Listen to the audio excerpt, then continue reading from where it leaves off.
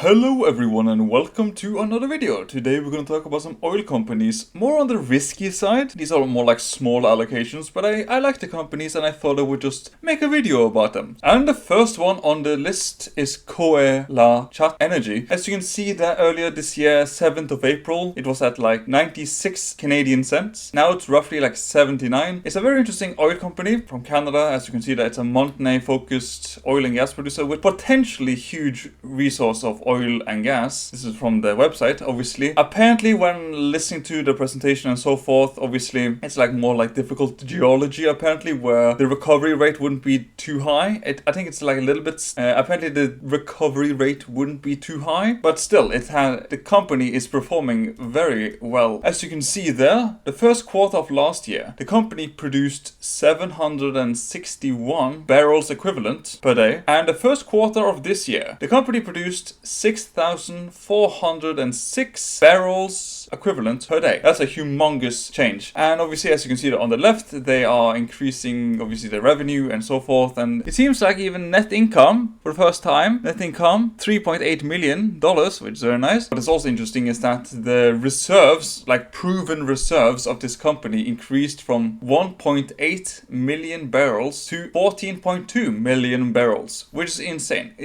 Like they're growing fast, they're executing very experienced team channels, so I thought I would mention it. Let's go over to the next one. And the next one is BV Energy Ltd. It's a company we have mentioned 2 times before, but I thought I would mention it. It's a very interesting company, obviously. This is like a Norwegian company which has like projects in Gabon, Namibia, and Brazil. So like in the emerging markets, and they are increasing, obviously, their resource quite frequently. As you can see there, the reserve replacement ratio was 228%.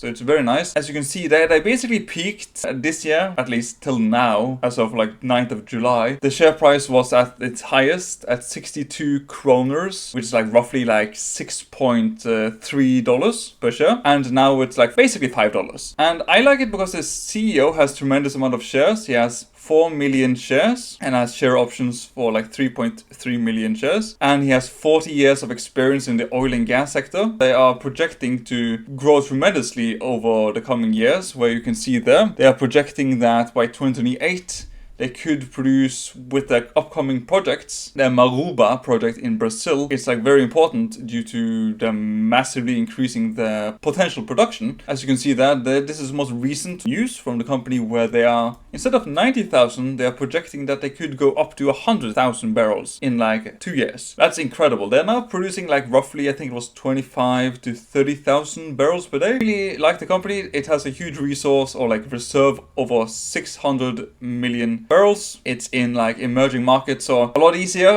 It's less draining on the company due to taxes, like in Norway, tremendous amount of taxes. But this company obviously would be, like, it has a huge resource. They are projecting to massively increase their production in a couple of years if everything goes according to plan. Where they are more or less projecting that they would be able to, when the Maruba project is up and running, to produce up to like 90 to 100,000 barrels per day, which is very interesting. Let's go over to the next one. And the next one is Prospera Energy. This is a Canadian heavy oil producer. Obviously, we have not mentioned this before. And why on earth is it interesting with heavy oil though? It's obviously used in marine shipping fuel. It's used to make asphalt, like it's refined to make gasoline, diesel, jet fuel. It's used in industrial power for like heavy industrial plants, factories, special power plants. Also very interesting is that the United States is very dependent on foreign imports for heavy oil specifically. And this being a Canadian company could in the future, if everything goes according to plan and they increase production and so forth, could really benefit from that, in my opinion. I think that it seems very interesting. Obviously, as you can see that this is like a penny stock, so it's like high risk potential. And as you can see there, it was like 14 cents per share, 11th of September 2023,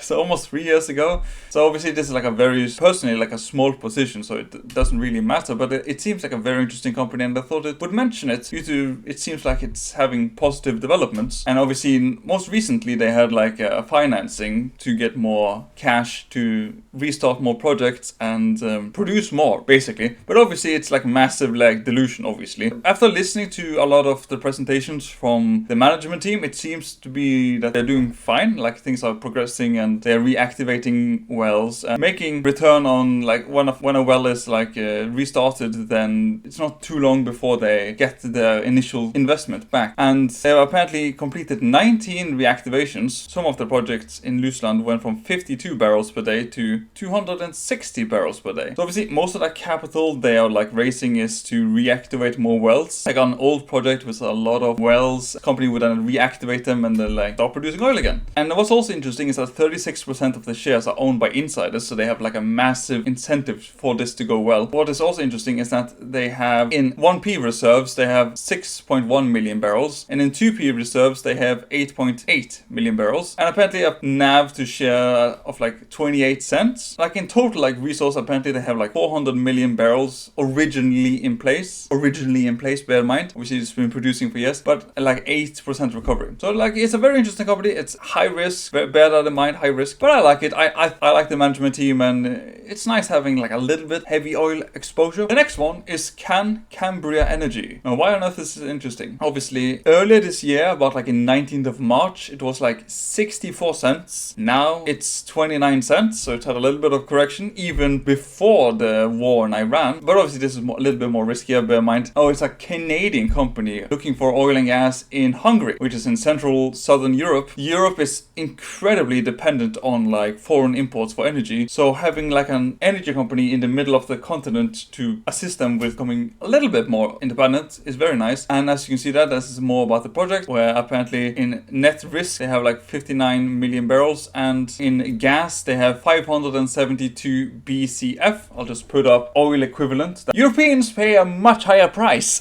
Canadian company in Europe to make try to make Europe a little bit more independent, and obviously 7% of the shares are owned by insiders. Seems like a very interesting company. Hope you've enjoyed this list of some oil and gas companies I like that are more on the riskier side, so it's like more small allocations, but I like them. They seem very interesting and high potential, especially the first one. But obviously I like all of these companies, but obviously my favorite is the first one, which is obviously Coelacanth Energy. I really like the management team. Obviously I like these companies, all of them, but this is like my personal favorite. Anyway, I hope you thoroughly enjoyed. Like and subscribe, and I'll see you in the next video.